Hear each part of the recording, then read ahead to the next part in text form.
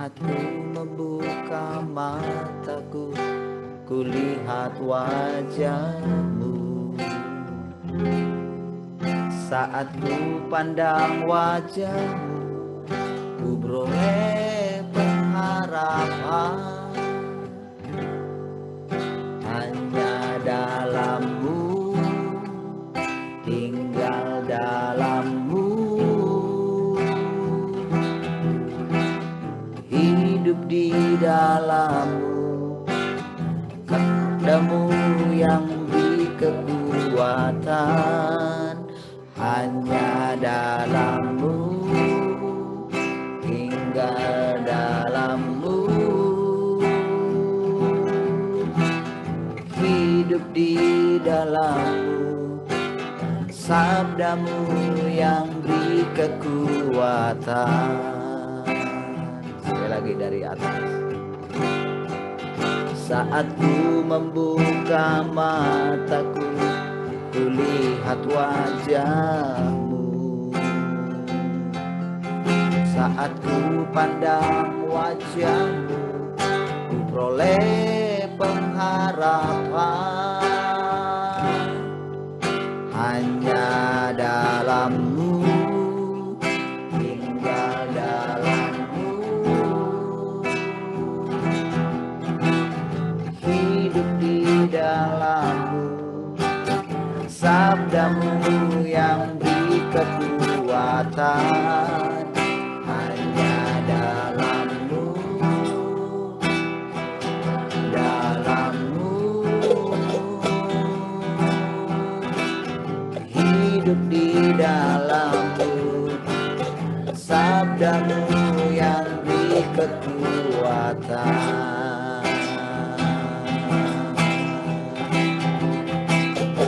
Firman yang telah lahir dalamku,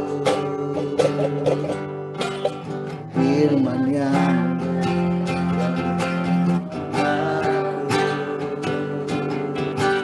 Dia yang berikan kekuatan, Dia yang berikan damai sejahtera. Hanya dalam-Mu, tinggal dalam-Mu, hidup di dalam-Mu, sabda-Mu yang beri kekuatan. Hanya dalam-Mu, tinggal dalam-Mu, hidup di dalam-Mu, sabda-Mu yang beri kekuatan. Hanya dalam-Mu, tinggal dalam-Mu, hidup di dalam-Mu, sabda-Mu yang beri kekuatan. Hanya dalam-Mu, tinggal dalam-Mu, hidup di dalam-Mu, sabda-Mu yang beri kekuatan. Firman yang telah lahir dalamku, firman yang jadi perlindunganku. Dia yang berikanku kekuatan, Dia yang berikan damai sejahtera. Hanya dalam-Mu, tinggal dalam-Mu, hidup di dalam-Mu, sabda-Mu yang beri kekuatan. Hanya dalam-Mu, tinggal dalam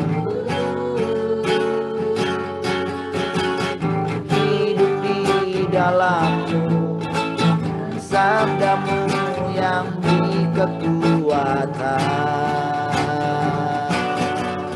dan sabdamu yang beri kekuatan,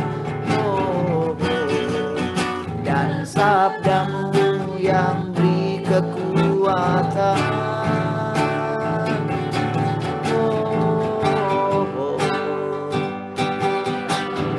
Kau yang berikanku kedamaian, firman yang telah lahir di dalamku, yang bertumbuh, yang memerintah, firman yang menjadi daging di dalamku. Haleluya,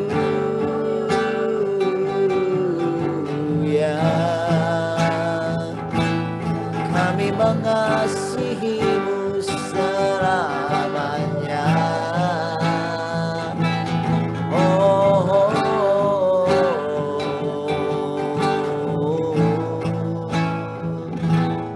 Kau lebih indah dari emas, perak, dan permata.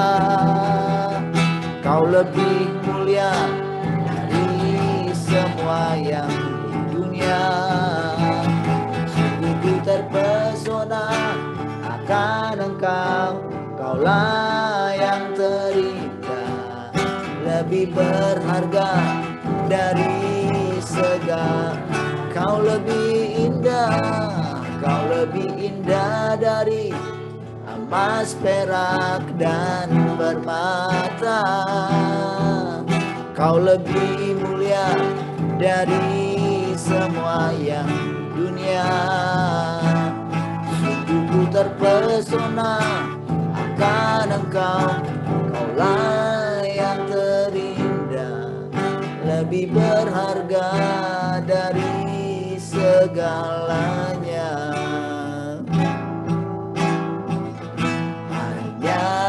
Engkau di dalam hidupku, Kau lebih indah dari segalanya. Hanya Engkau,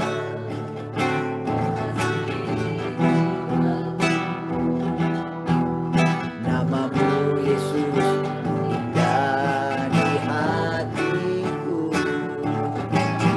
Kau lebih indah dari emas, perak, dan permata. Kau lebih mulia dari semua yang di dunia.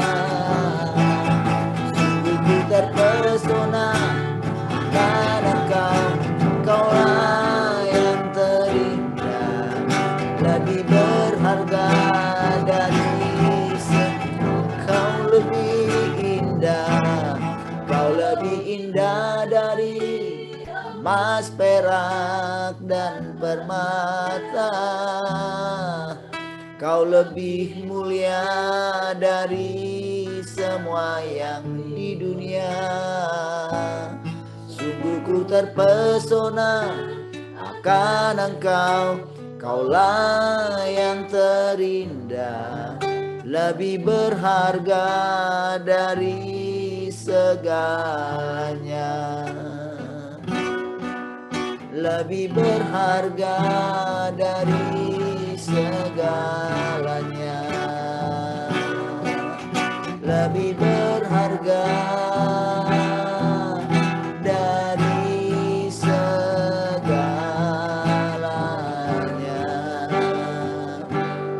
Kau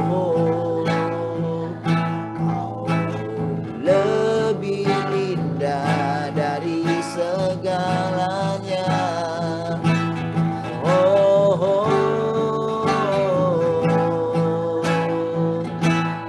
Kau lebih indah dari segala yang ada. Kau lebih mulia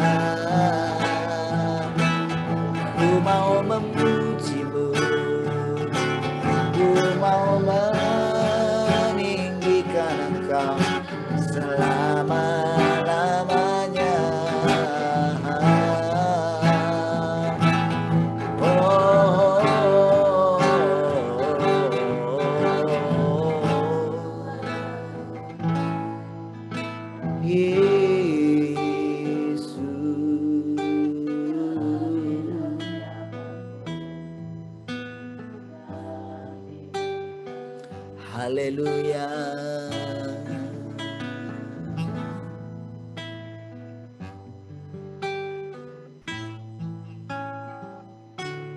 Terima kasih Tuhan, kami bersyukur pagi hari ini kami boleh bersekutu kembali. Terima kasih Tuhan. Terima kasih. Kami bersyukur Engkau nyata di tengah-tengah kami. Kami tundukkan hati dan pikiran kami.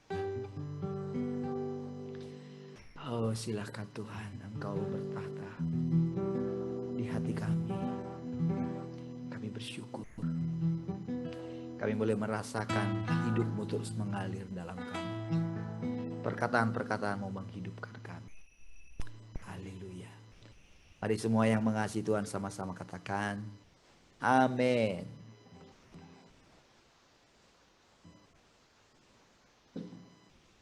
Baik, puji Tuhan. Shalom semua. Masuk ke bagian 4 ya. Dari Tuhan berjalan di tengah-tengah. Kristus berjalan di tengah-tengah jemaat ya. Bab 4. Oke. Bahwa orang-orang dapat menemukan keindahan Tuhan, mencari jalan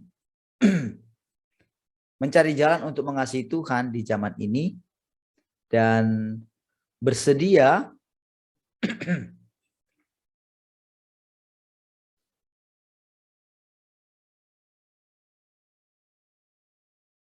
menerima pelatihan kerajaan hari ini. Semua ini adalah kasih karunia Tuhan ya. Jadi kalau kita boleh menemukan keindahan Tuhan, itu kasih karunia Tuhan. Saudara, perkataan ini untuk tetap membuat kita itu rendah hati gitu. Rendah hati itu menghasilkan kita itu terus mencari Tuhan. Mencari Tuhan maksudnya itu menanti-nantikan Tuhan gitu ya. Jadi mencari Tuhan ini bukan belum menemukan Tuhan. Sudah menemukan Tuhan. Cuman Tuhan itu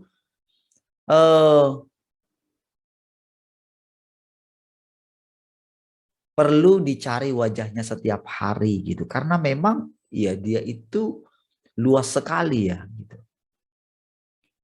Kalau seseorang mencari terus mencari Tuhan gitu. Jadi istilahnya dalam tanda kutip, kan ketika kita mencari harta dunia ini kan pengalaman kita kan namanya kan nggak pernah puas gitu kan. Terus ingin itu. Ya, kalau terikat ya dengan dunia gitu, orang-orang dunia gitu ya. Nah, jadi sebetulnya dengan Tuhan juga harus lebih dari situ.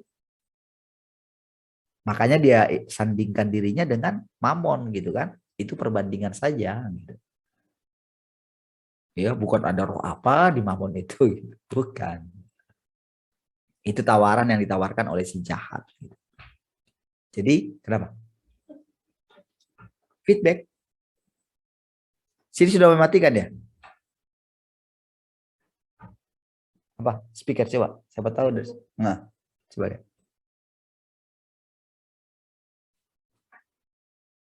Ini pun sudah saya matikan. Sudah. Tadi sudah. Tadi belum. Oh ya sudah. Tak mungkin karena itu. Sekarang harusnya enggak. Oke.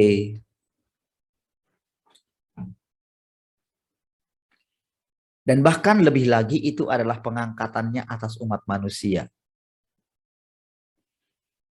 Setiap kali aku memikirkan hal ini, aku sangat merasakan keindahan Tuhan. Tuhan sungguh-sungguh mengasihi kita. Seandainya tidak, siapa yang akan dapat menemukan keindahannya? Hanya dengan demikianlah aku melihat bahwa semua pekerjaan ini secara pribadi dilakukan oleh Tuhan sendiri. Dan bahwa orang-orang dibimbing dan diarahkan oleh Tuhan.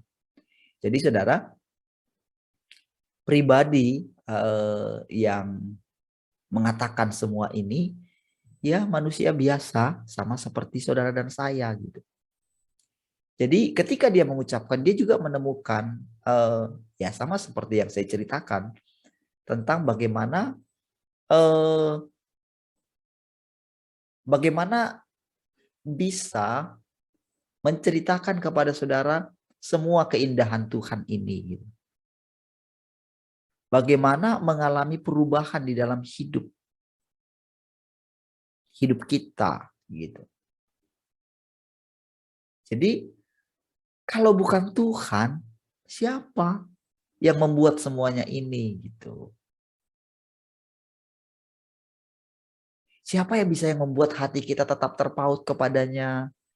Siapa yang membuat setiap hari rasanya terus bisa menunggu-nunggu Tuhan? Siapa bisa yang membuat tiap pagi ada satu rasa lapar dan haus akan Tuhan? Siapa yang pernah membayangkan kalau kita bisa share setiap hari? Ada saja yang mau dia katakan kepada kita, gitu. Rasanya tidak pernah takut untuk nanti mau bicara apa ya, gitu.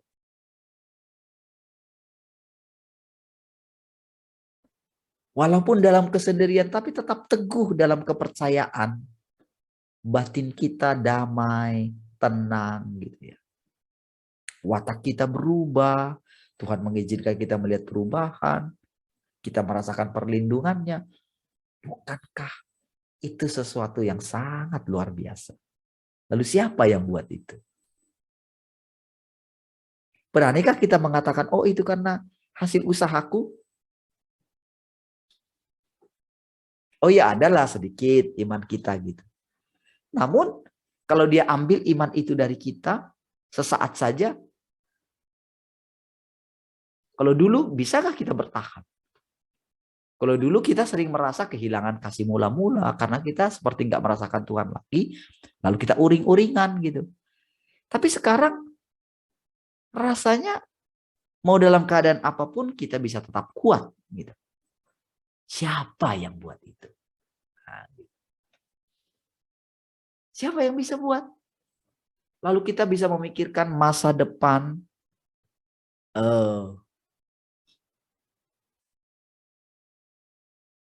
dengan penuh semangat, gitu.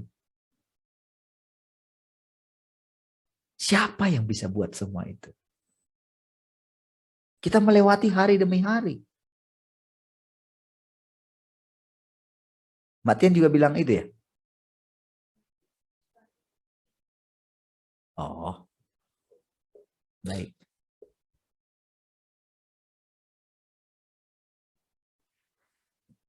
Aku bersyukur kepada Tuhan untuk hal ini. Dan aku ingin saudara-saudariku bergabung denganku dalam memuji Tuhan. Lagunya, segala kemuliaan bagi Engkau, Tuhan yang tertinggi itu sendiri. Semoga kemuliaan-Mu kian bertambah dan terungkap dalam diri kami yang telah dipilih dan diperoleh oleh Engkau. Saudara mengatakan bahwa kita dipilih, kita mengatakan itu sendiri. Itu kan dipilih oleh Tuhan. Itu kan sesuatu yang tinggi ya. Tetapi bagaimana kita bisa mengucapkan itu? Dengan tanpa dituduh bahwa kita itu sombong rohani. Gitu. Apa yang membuat kita berani mengatakan itu? Ketika kita baca ini, lalu kita katakan dia juga pilih kita di sini. Itu Tuhan. Itu pekerjaan Tuhan. Apa yang membuat saya dengan yakin bisa cerita semua, gitu kan? Tanpa satu rasa sungkan ya mengatakan itu semua tentang Petrus, tentang Paulus, siapa saja orang-orang kudus di atas kita. Kok berani bisa menceritakan tentang itu? Kok berani rasanya seperti mengkritik mereka, gitu. Kan dari kata-kata itu kan seperti mengkritik kan. Siapa kita? Apa yang sudah kita lakukan? Siapa yang buat semua itu? Tuhan.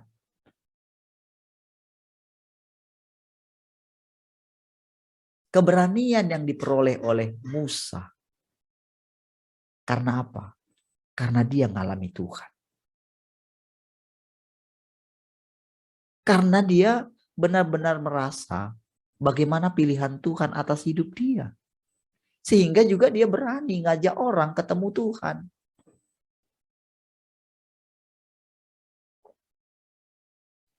Ngajak bangsa Israel ketemu Tuhan.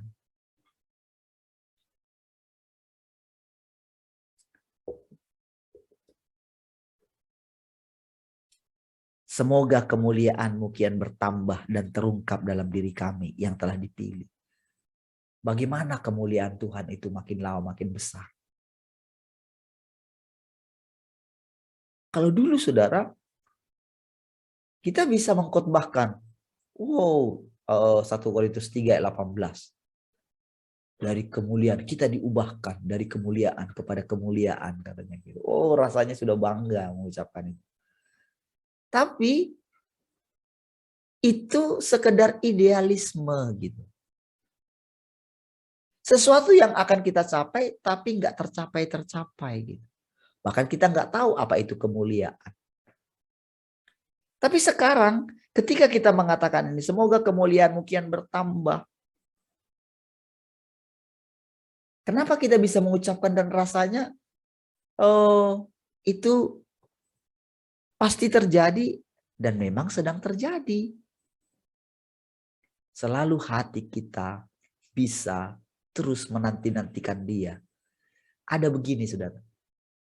Kita seperti baru pertama kali berjumpa dengan Tuhan setiap hari. Fresh gitu loh.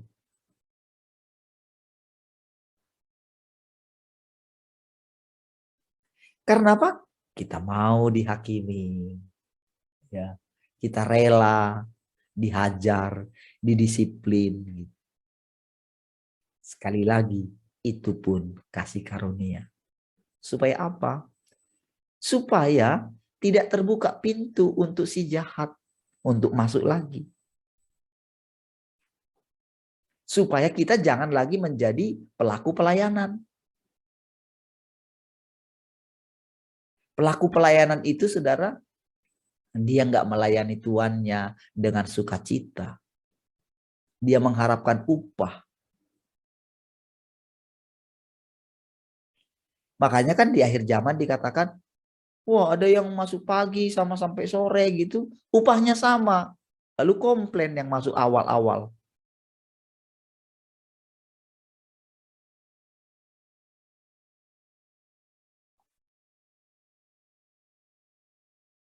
Lalu tuannya bilang apa? Loh, bukankah kita sepakat?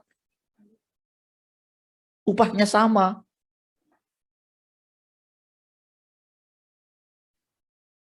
Kita sepakat kemarin sedinar sehari kan? Jadi saudara, bagi kalau hati kita masih tetap kalau kami sudah mengikut Engkau Tuhan, apakah upah kami demi menolong kita supaya kita terus berjalan, maka dia memberikan upah kepada kita seperti yang kita harapkan. Tapi pekerjaan berlanjut terus. Nah, dari tahap ini banyak orang yang mundur. Karena apa? Karena aku mau yang real gitu. Gitu. Jadi ketika menghadapi penderitaan, selalu membandingkan diri dengan orang lain. Kok mereka itu kelihatan loh seperti itu, tapi kok mereka anteng-anteng aja gitu. Ketika mereka bergaul dengan teman-teman mereka yang saling bersaing harta gitu ya, membuat mereka menikmati pujian dari manusia. Apa yang dipunyai orang lain, pengen dia punya. Kadang itu kan menggoda kita kan. Nah, Tuhan lihat persis apa yang sedang kita pikirkan. Ketika hati kita itu seperti ada grundel di dalam hati. Ketika melihat orang-orang fasik memerintah, dia perhatikan kondisi hati kita.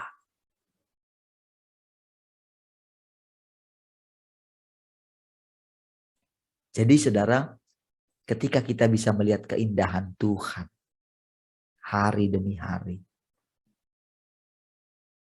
itu kasih karunia, saudara. Kita dipilih Tuhan pun itu kasih karunia.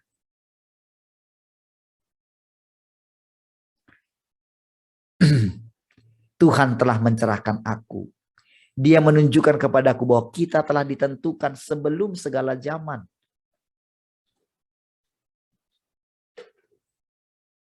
Jadi saudara, dari perkataan-perkataan ini ketika dia menceritakan tentang pengalaman pribadinya sendiri, kita boleh merasakan bagaimana dulu anak manusia itu ketika hidup. Bayangkan saudara, ketika dia mulai menyadari bahwa dia itu adalah pribadi yang ditulis oleh para nabi, yang dinantikan oleh semua umat manusia. Bayangkan bagaimana dia menyadarinya. Ketika dia menyadari, dan hal yang sama ketika saudara mulai merasakan semua yang dari lagu-lagu yang yang diberikan kepada kita. Firman yang telah lahir dalamku, gitu kan. Firman yang jadi perlindunganku. Dia yang berikanku kekuatan. Dia yang berikan damai sejahtera. Saat ku membuka mataku, kulihat wajahmu. Kalau dulu mungkin aku ingin memandangmu Tuhan, tapi nggak tahu kita wajah Tuhan itu yang bagaimana. Kita pengen lihat rupa, tapi kita takut. Kita takut dengan perkataan Tuhan sendiri. Jangan buat bagimu patung yang menyerupai apapun gitu. Tapi ada perkataan itu. Kita nyanyikan lagi. Kulihat wajahmu saat ku pandang wajahmu. Ketika kita menegaskan lagi, ketika lagu itu menegaskan, berarti kan makin mantap dong. Makin mantap kan melihat wajah Tuhan.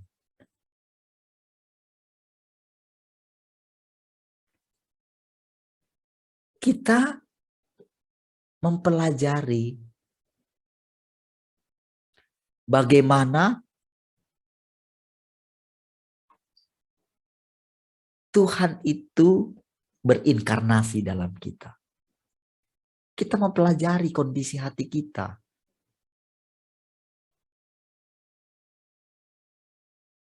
Setiap hari.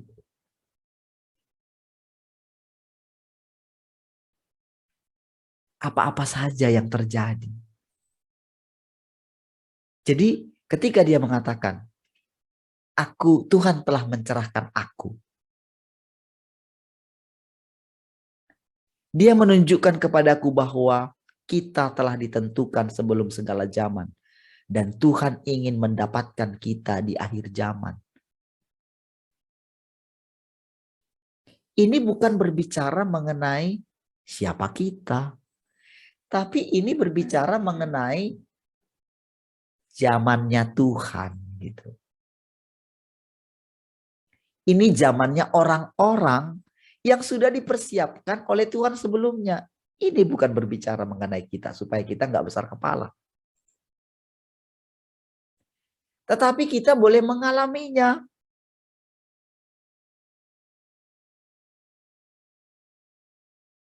Kita boleh merasakan gitu loh. Makanya kadang-kadang kita kan bilang begini, siapa saya ini gitu. Dulu kita sudah ditegur oleh guru kita, jangan ngomong kata-kata itu. Memang itu betul.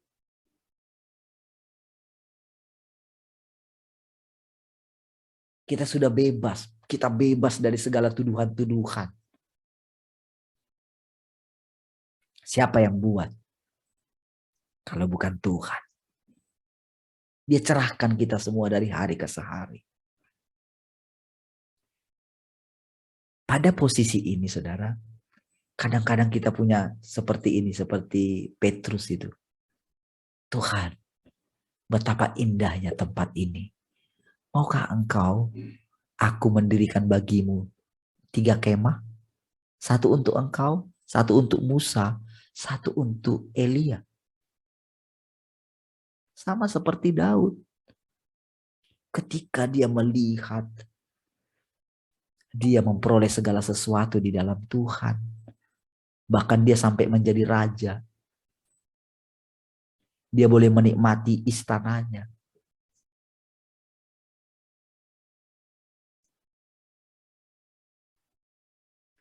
Lalu dia punya angan-angan gitu.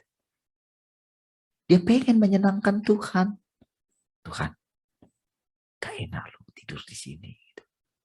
Istirahat. Saya merasa nggak layak loh Tuhan. Masa akan engkau di kemah gitu. Itu pemikiran dia secara manusia. Gitu.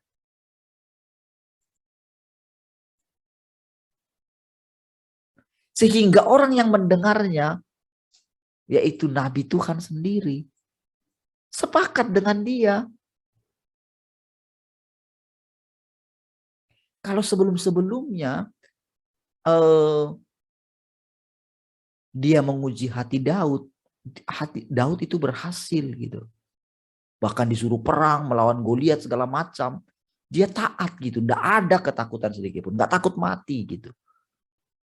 Dia menjadi seorang pelaku firman gitu. Tapi masakan untuk membuat sesuatu yang baik untuk Tuhan. Masakan nggak bisa Tuhan? Gitu. Itu perenungan dia. Jadi ketika dikasih izin, saudara. Dia mempersiapkan segala sesuatu.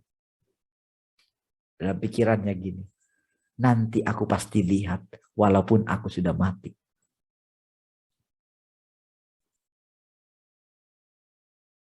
Dia mempersiapkan segala sesuatunya. Sama seperti kita ketika diberikan tempat ini, saudara.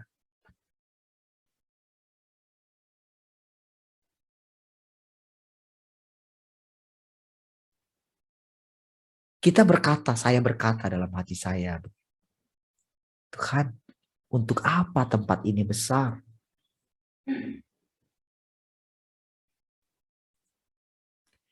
Di satu sisi, dalam hati saya mulai melihat ke depan gitu. Anak-anak kita menari, bagaimana mereka mempersembahkan, bagaimana mereka sibuk untuk Tuhan. Itu sudah ada dalam gambaran dalam hati saya. Bagaimana tempat ini menjadi ramai, bagaimana Tuhan memberikan kita tempat yang lebih baik. Gitu. Itu rancangan-rancangan, itu pikiran, itu ada di dalam hati saya. Bagaimana membuat, bagaimana nanti rekaman lagu anak-anak kita. Bagaimana mereka menemukan, mengekspresikan diri mereka untuk Tuhan, menciptakan lagu-lagu yang dari nadanya yang diberikan oleh sorga gitu.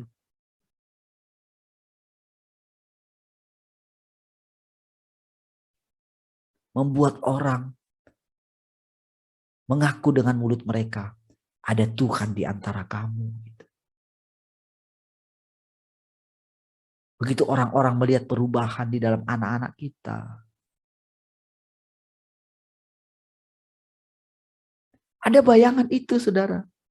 Ada gambaran itu, saudara.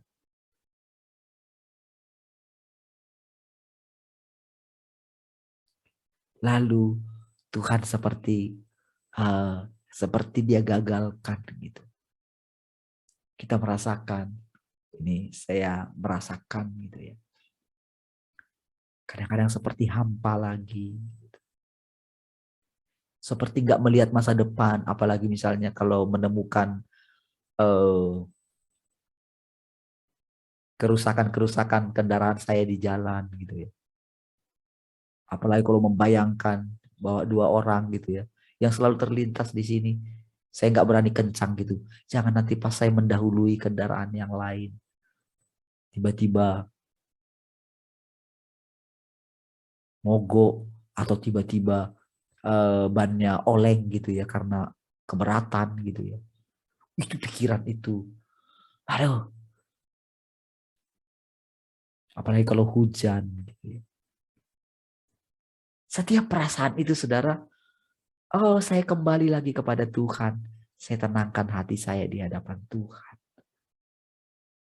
Saya boleh menyanyi untuk Tuhan. Saya boleh mengalihkan perhatian saya kepada Tuhan saja.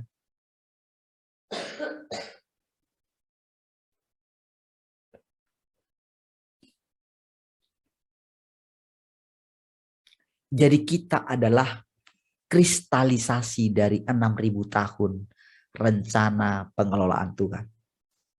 Kristalisasi itu artinya apa, saudara? Kristalisasi itu artinya adalah kita itu kayak apa ya? Kayak dipadatkan gitu. Terus kita mencapai hasilnya seperti apa ya? Menjadi barang yang sudah jadi gitu. Yang sudah dimurnikan berkali-kali. Ini puncak, jadi kristalisasi itu hasil akhir yang diperoleh gitu.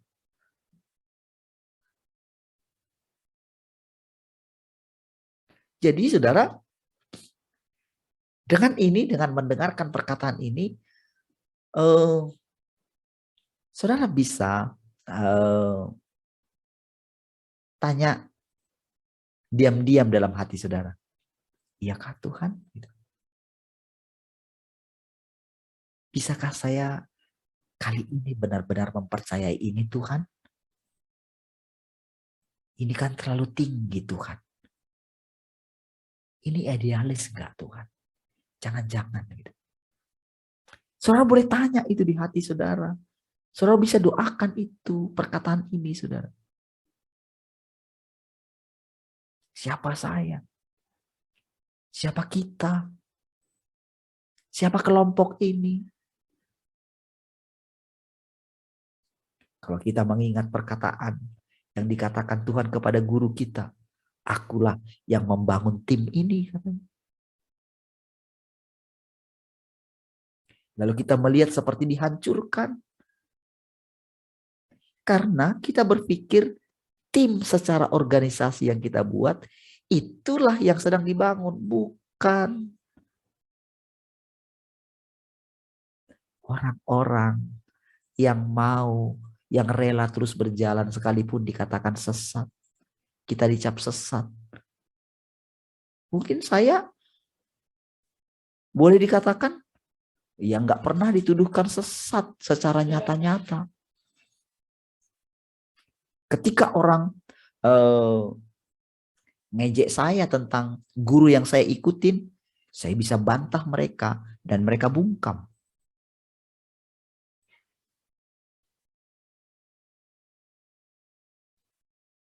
Gak ada yang secara terang-terangan mengatakan kepada saya.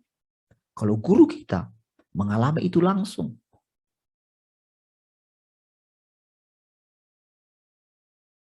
Tapi bukan berarti jadi kita lebih dari guru kita. Kita hanya kristalisasi daripada pekerjaan Tuhan. yang menabur dan menuai bersukacita bersama-sama. Cara mendengarkan suara Tuhan seperti yang yang dialami oleh guru kita, itu juga menjadi model kita. Sangat menolong kita, sangat membantu kita. Dulu ketika saya mendengarkan tentang Tritunggal yang diajarkan oleh Pak Andreas, hati saya juga nggak berontak tuh.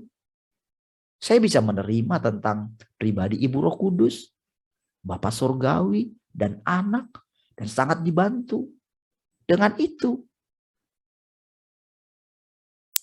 Tetapi ketika sekarang Tuhan menjelaskan lagi yang lebih dalam, tentang bahwa hanya satu saja Allah itu sebetulnya. Allah itu sendiri. Itu juga adalah kebenaran.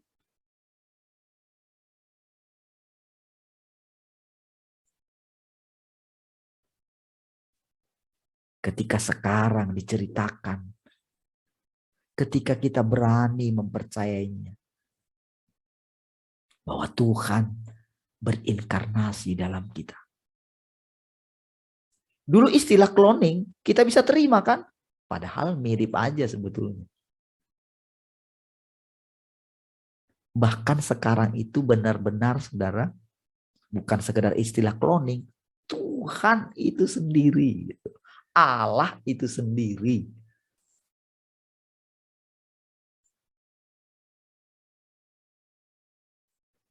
Allah yang jadi manusia itu menampakkan diri melalui kita. Coba gimana?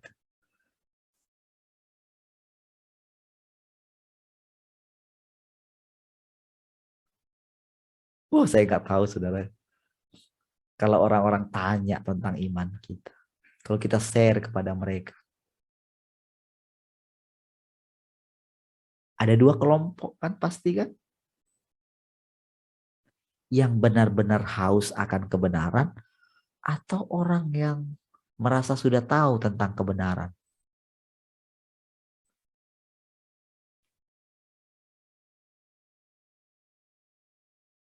Kalau orang yang haus akan kebenaran, mereka itu seperti melongo. Dari mana dia tahu itu semua? Tanpa belajar.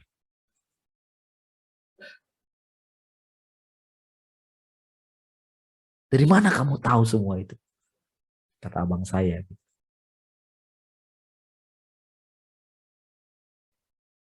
Ketika saya cerita terus gitu ya. Dia kayak bungkam, gak bisa cerita gitu. Gak punya sesuatu yang mau dibagikan seperti dulu gitu. Dari mana kamu tahu semua itu? Katanya.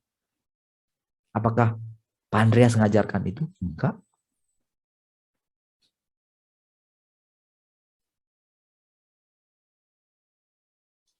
Dari mana kamu tahu tanpa belajar? Apalagi kalau ceritakan yang seperti ini. Oh, terlalu remeh kalau kita masih membicarakan hal-hal yang dulu lagi.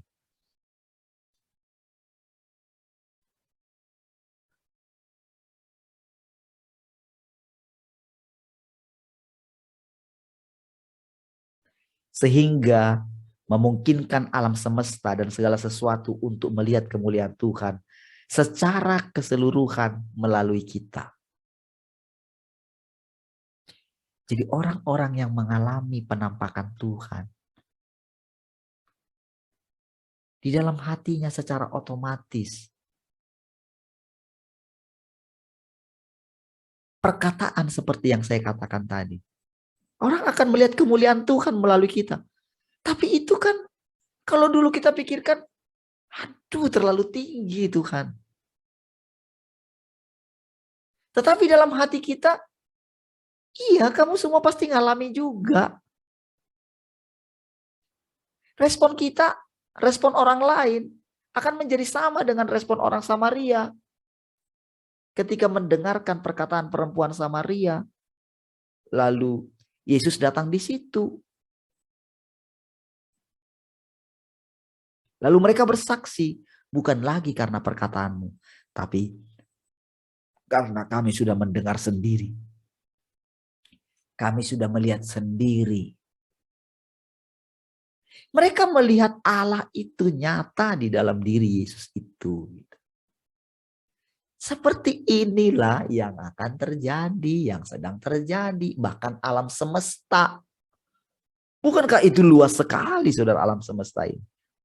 Bagaimana saudara bisa mengalihkan perhatian orang-orang yang sibuk dengan dunia ini? Bukankah saudara melihat kemacetan setiap hari? Apa yang ada dalam pikiran mereka? Bukankah mereka itu dikuasai oleh segala pekerjaan pencarian mereka yang sia-sia?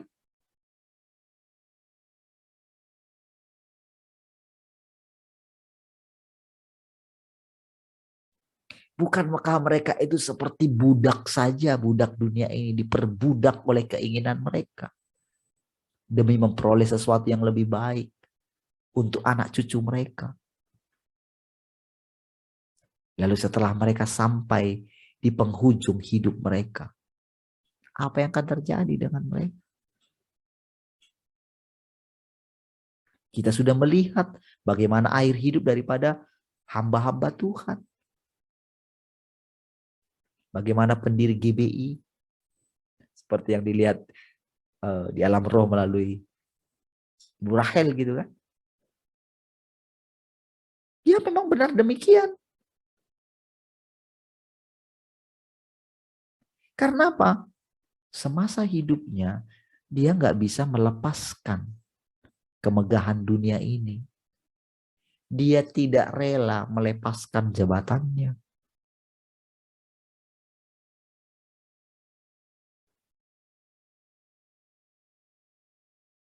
Dia masih tidak bisa terpisah dengan anak-anaknya. Dengan pelayanannya.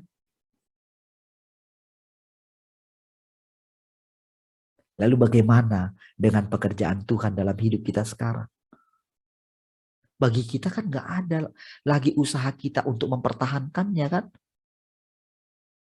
Lalu apakah kita dengan sembrono tidak menghargai apa yang Tuhan percayakan kepada kita?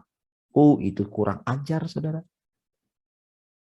Bukan itu maksudnya Tuhan. Kita mesti serius sekali, saudara, dalam membesarkan pelayanan ini. Karena ini adalah pelayannya Tuhan. Saudara, kerajaannya ini harus makin meluas. Di dalam kita mesti punya visi. Apa visi kita? Supaya semua orang bisa melihat Tuhan. Bisa berjumpa dengan Tuhan secara pribadi. Kita punya visi dalam hati kita tentang anak-anak kita. Ketika mereka berjumpa dengan siapapun, orang bisa melihat Tuhan melalui mereka. Kemarin saudara, Anika itu katanya makan katanya kan. OSIS ya nak? OSIS kan? Jadi saya jemput gitu karena dibilang jam 11 pulang kan. Saya udah terlambat datang dari rumah cepat-cepat gitu. Ternyata sampai di sana katanya makan gitu. Saya nggak tahu gitu. Ya sudah pulang aja lah gitu. Ya, cuma makan aja kok. Atau saya pikir disuruh beli makanan. Mereka beli makanan kan, gurunya gitu. Saya bilang minta tolong share gitu. Karena kalau nggak kan udah sampai di sana kan berarti saya akhirnya kan jadi nunggu 2 jam. Kalau saya tahu kepastiannya ya saya tinggal ke rumah adik saya aja kan, bisa istirahat di sana gitu. Tapi akhirnya saya harus tunggu gitu dengan sabar gitu. Nah, saudara, ternyata saudara mereka itu ternyata sudah mungkin dibeliin atau gimana gitu sebelumnya, yang lain itu makannya daging babi gitu. Jadi karena anak saya nggak mau makan gitu kan, nggak mau makan, nggak makan daging babi katanya. Lalu teachernya nanya gitu, gereja kalian gereja apa sih? Kok nggak makan daging babi katanya? GBI. Teman yang nanya ya. Teachernya juga.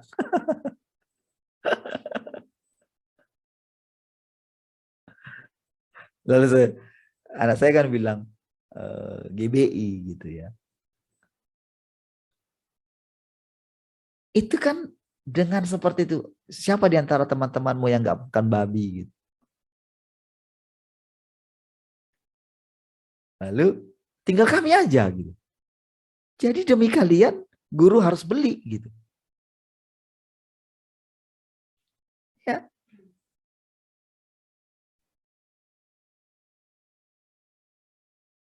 Oh,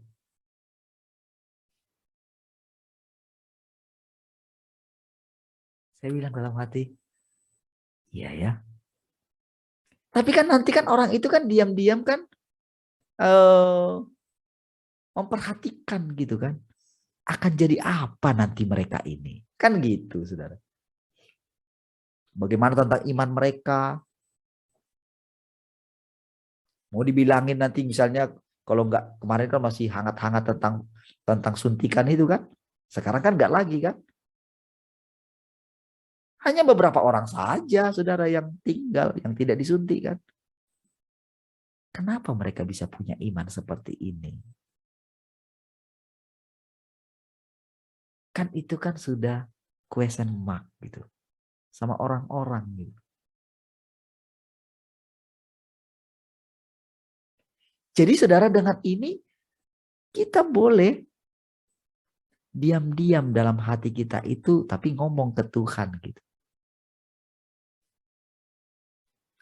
Untuk mendengarkan responnya Tuhan, saudara, kita mesti hati-hati.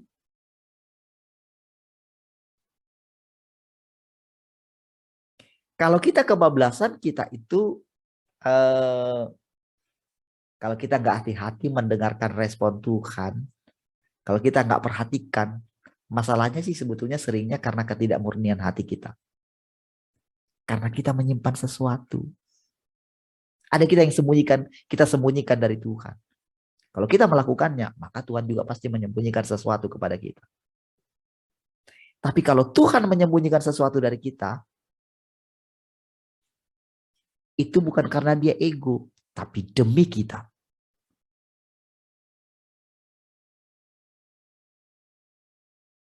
Itu setiap hari perjalanan itu, saudara. Kita akan rasakan, apa ya, seperti anomali gitu ya. Apa itu? Kayak kadang begini, kadang begitu gitu. Kadang begini, kadang begitu gitu. Setiap hari. Dan ketika kita bisa menikmati itu, enjoy dalam hal itu. Oh, Tuhan makin lama makin mendapatkan kita. Dan dia rela berbagi kerajaan dengan kita. Berbagi pemerintahan dengan kita. Gitu. Karena dia makin lama makin menguasai hati kita. Makin ditaklukkannya kita. Setiap kali Tuhan datang, menjumpai kita, oh kita ready terus gitu. Bahkan kita yang menunggu dia. Bukan dia yang menunggu kita.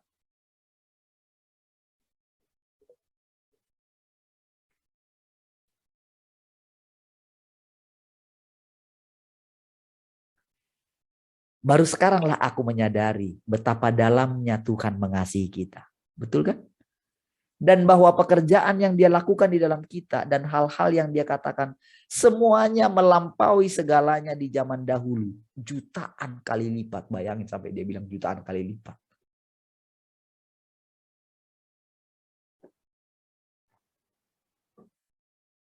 Saya masih mengatakan, wow, luar biasa gitu. Tapi ini jutaan kali lipat katanya. Aduh,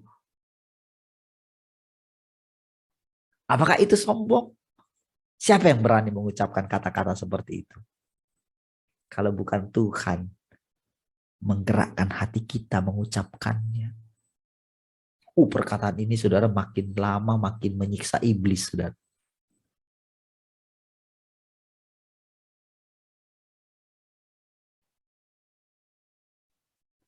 Karena makin lama kita sudah makin mendekat di Sion itu.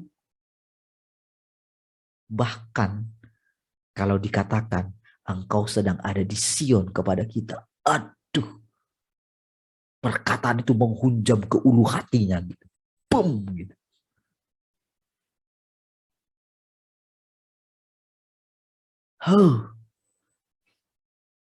Tapi saudara seperti biasanya dia berkamuflase lagi, saudara. Dia berubah bentuk lagi. Tepat dengan perkataan yang luar biasa itu, saudara. Dia itu makin, ketika dia dengarkan perkataan itu makin dekat. Dia makin tingkatkan tipuannya.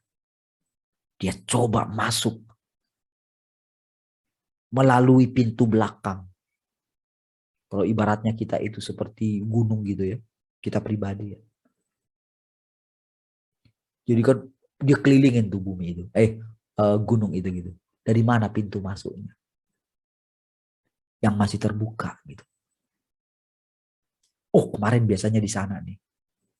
Pintu kesombongan bisanya di sana tuh. Ketika dilihat, gak ada ya. Dia lihat melalui pintu dosa itu gitu. Dulu aku bisa masuk melalui itu. Gak bisa. Sudah tertutup ya. Dia mencoba masuk melalui pintu yang sangat kecil gitu. Gak muat badannya. Gitu.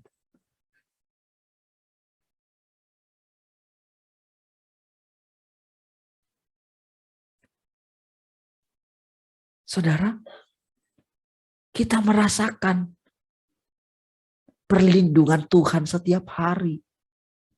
Bahkan gereja yang sedang dibangunnya ini, saudara. Kerajaan yang sedang dia dirikan ini, saudara. Makin lama makin besar. Gunung rumah Tuhan akan menjulang tinggi.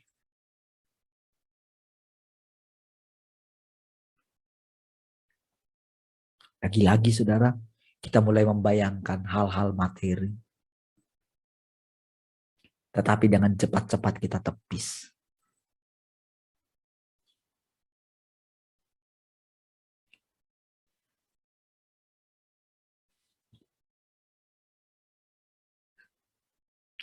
Bahkan di dalam Israel dan di dalam Petrus, Tuhan tidak pernah secara pribadi melakukan begitu banyak pekerjaan dan mengucapkan begitu banyak firman.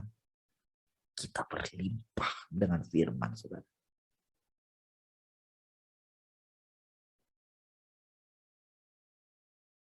Berlimpah.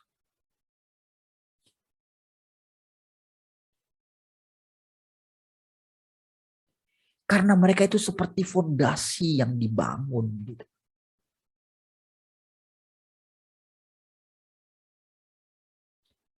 Mereka harus menjadi tidak kelihatan. Sekarang kristalisasinya itu yang kelihatan, yaitu saudara dan saya. Ibaratnya finishing sebuah bangunan. Apakah orang masih membicarakan tentang fondasi-fondasinya? Apakah orang masih melihat bagaimana tiang-tiang yang utamanya itu? Bahkan sekarang bangunan-bangunan yang sekarang itu kalau boleh nggak kelihatan tiang-tiangnya.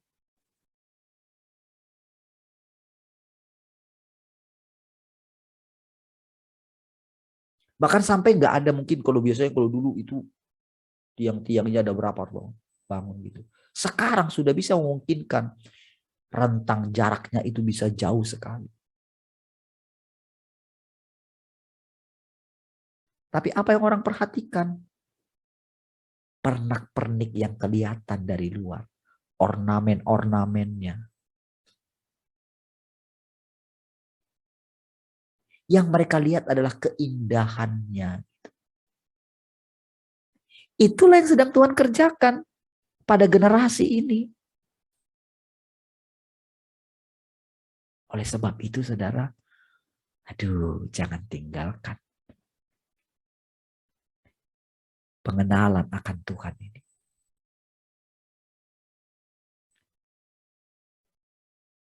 Mari bersama-sama mencari Tuhan, menikmati Tuhan, mengalami Tuhan, menerapkan semua firman yang Dia katakan. Jangan lagi menganggap, oh masih bisa sama, masih bisa menipu Tuhan, masih bisa punya hati yang jahat. Gak bisa lagi, sudah gak zaman, sudah kuno.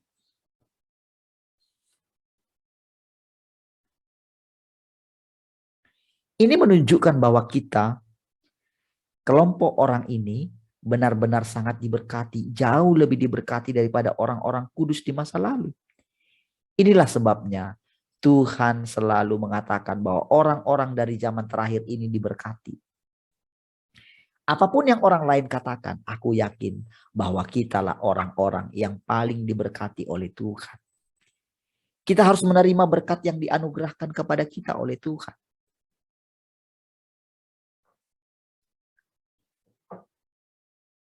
Mungkin ada beberapa orang yang mengeluh kepada Tuhan. Tetapi aku percaya bahwa jika berkat-berkat ini datang dari Tuhan, itu membuktikan bahwa kita layak mendapatkannya. Bahkan jika orang lain mengeluh atau tidak senang dengan kita, aku selalu percaya bahwa tidak ada yang dapat menerima atau mengambil berkat yang Tuhan berikan kepada kita. Nggak ada. Pegang apa yang ada padamu, supaya tidak seorang pun mengambilnya. Apa yang ada padanya, seperti yang dikatakan kepada Maria, tidak bisa diambil oleh orang lain.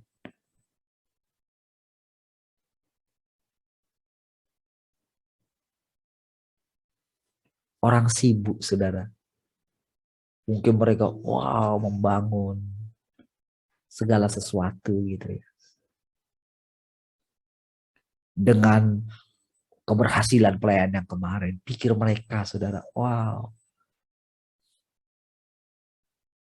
mereka akan menjadi orang besar gitu. Dengan pelayanan yang besar, dengan model yang kemarin. Mereka menjaga doktrin-doktrin dengan kuat gitu. Mereka menjaga posisi mereka supaya dilihat orang lain rendah hati, berwibawa gitu. Tapi umur berjalan terus. Mereka pikir, sudah hari Minggu. Sah. Tinggal khotbah ini, poles dengan ini nanti. Tinggal kita poles saja. Tim pujian penyembahan untuk menghadirkan Tuhan. Wah, kekayaan makin bertambah. Ketika mereka berjumpa dengan orang lain, dengan sesama pendeta, oh mungkin mereka bisa cerita. Tapi ketika diam-diam, kalau mereka mulai sadar gitu, sebetulnya apa sih yang ku cari? Gitu.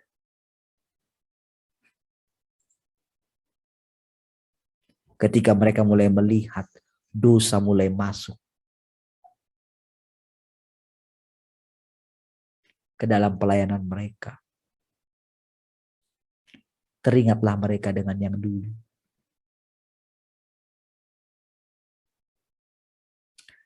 Itu terlalu sesuatu yang ini ya.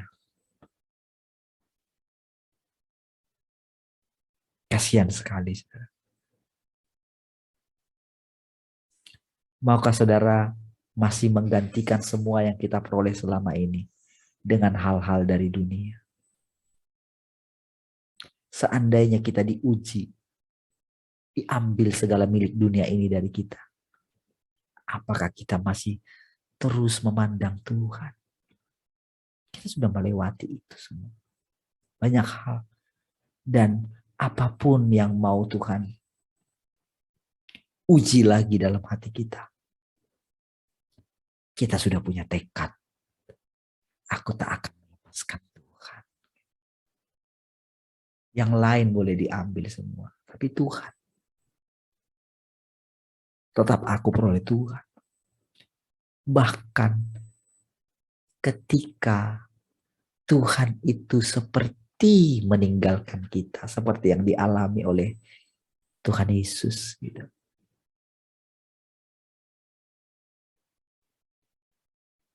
Kepadamu kuserahkan nyawaku. Oh, tahun-tahun yang kita lewati masih panjang. Orang-orang yang kita jumpai masih sangat banyak.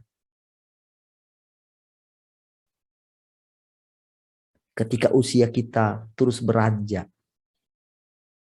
kita boleh melihat semangat kita terus enggak semangat orang muda.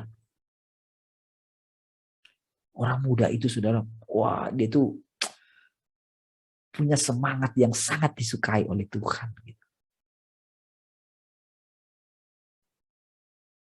Dia jengkel saudara, kadang-kadang dengan orang-orang tua yang sok berhikmat gitu. Takut orang-orang tua itu saudara, takut dengan apa namanya, dengan permainan-permainan baru. Gitu.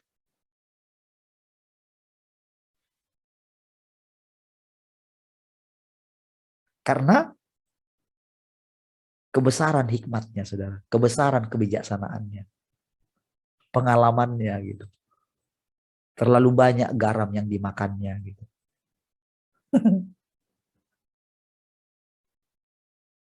Sehingga saudara, oh Tuhan sangat suka dengan kelahiran bayi gitu. Dia punya harapan.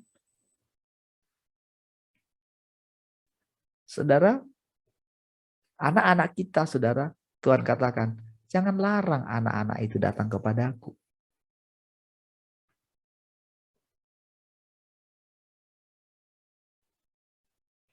Izinkan mereka mengalami Tuhan mereka sendiri. Sesuai dengan usia mereka. Tuhan tidak takut dengan game, dengan apapun saudara. Yang coba ingin merusak mereka. Tuhan tidak takut dengan itu. Selama mereka bisa memandang Tuhan, maka mereka sendiri akan mengalami bagaimana Tuhan menyelamatkan mereka dari dunia ini. Itulah area pekerjaan Tuhan, bukan pekerjaan manusia. Jadi tentang anak-anak kita sendiri pun, untuk mereka bisa mengalami perubahan dalam hidup mereka adalah karena kita memandang Tuhan terus. Gitu. Maka kata-kata kita akan berubah untuk anak-anak kita.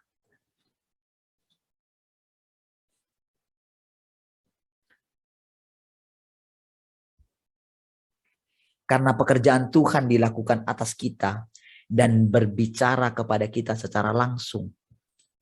Kepada kita, bukan kepada orang lain. Tuhan melakukan apapun yang Dia inginkan. Jika orang tidak yakin, bukankah mereka hanya mendatangkan masalah bagi diri sendiri? Bukankah mereka mengundang penghinaan atas diri sendiri dengan berbuat demikian? Kenapa aku mengatakan hal-hal semacam ini? Itu karena aku memiliki rasa penghargaan yang mendalam terhadap hal ini. Ambillah contoh pekerjaan yang Tuhan lakukan dalam diriku. Hanya aku yang bisa menjalankan pekerjaan ini. Dapatkah orang lain melakukannya? Sama kalau saudara dengar cerita, saya cerita ngomong terus gitu. Sama seperti ini. Dan suatu saat juga saudara mengalami hal yang sama. Saudara tidak perlu meniru saya. Tetapi dalam hal pembangunan seluruh tubuh, kita boleh mempersembahkan segala sesuatu. Kita sharing apa yang saudara dapatkan, apa pengalaman saudara. Saudara bisa cerita gitu. Aku beruntung bisa menerima amanat ini dari Tuhan. Dapatkah orang lain melakukan hal ini dengan sembarangan? Namun aku berharap saudara-saudariku dapat memahami hatiku. Aku bukan membangga-banggakan kelayakanku untuk dipercaya, melainkan menjelaskan suatu masalah. Aku ingin memberikan semua kemuliaan kepada Tuhan, dan agar Dia melihat hati kita masing-masing, sehingga hati kita semua ditahirkan di hadapan Tuhan. Dari lubuk hatiku, aku berharap untuk sepenuhnya didapatkan oleh Tuhan, untuk menjadi perawan suci yang dikorbankan di atas altar, dan bahkan lebih lagi untuk memiliki ketaatan seekor domba, menampakkan diri di antara semua manusia sebagai suatu tubuh rohani yang suci. Ini adalah janjiku, sumpah yang telah kutetapkan di hadapan Tuhan. Aku bersedia memenuhinya dan membalas kasih Tuhan melalui ini. Apakah engkau mau melakukan ini? Aku percaya bahwa janjiku ini akan menyegarkan lebih banyak saudara-saudari yang lebih muda dan membawa harapan kepada lebih banyak kaum muda. Aku merasa bahwa tampaknya Tuhan memberikan kepentingan khusus atas orang-orang muda. Aku merasa bahwa mungkin itu anggapanku sendiri, tetapi aku selalu merasa bahwa orang muda memiliki prospek dan pengharapan dan harapan. Nampaknya Tuhan melakukan pekerjaan ekstra dalam diri orang muda.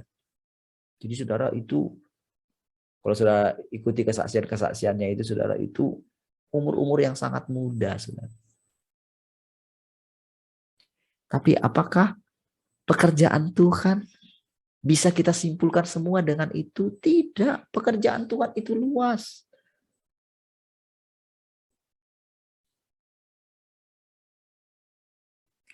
Ketika kita mendengarkan perkataan ini, tergantung perspektif kita. Apakah kita menganggap diri kita sudah tua? Atau kita masih muda? Tapi kalau kita katakan kita muda, bersikaplah sebagai orang muda. Tetapi di sisi yang lain, kita itu bersikap seperti orang tua yang bijaksana. Oh, perpaduannya yang luar biasa. Aku akan mengembalikan hati anak-anak kepada bapak-bapak dan bapak-bapak kepada anak-anak. Supaya aku tidak turun memukul bumi, katanya. Itu perpaduannya ada di dalam kita. Oh, semangat untuk melakukan pekerjaan-pekerjaan yang terkecil sekalipun gitu. Yang tidak dianggap orang lain. Tapi kita melakukannya dengan semangat. Kita mengikuti gerakan Tuhan setiap hari, saudara. Haleluya. Puji Tuhan, saudara. Sudah jam 6 ya. Lihat berapa itu? 1 ya? Oke. 3. Oke. Baik, puji Tuhan. Mari kita berdoa. Haleluya. Terima kasih Tuhan. Kami bersyukur pagi hari ini. Terima kasih untuk setiap perkataan-perkataan-Mu yang sudah menyegarkan kami Tuhan. Kami bersyukur dengan perkataan-perkataan-Mu Engkau menahirkan kami semua. Engkau menyegarkan kami semua. Terpujilah Tuhan untuk selama-lamanya. Mari kita semua yang mengasihi Tuhan sama-sama katakan, amin.